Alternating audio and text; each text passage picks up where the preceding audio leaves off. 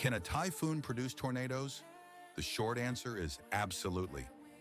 On September 29th, Typhoon Bualoi produced a number of violent tornadoes, which hit the Kim San district in the Ninh Binh province of Vietnam. At least 9 people were killed, along with dozens injured. Tornado damage included destroyed infrastructure, crops, and much more.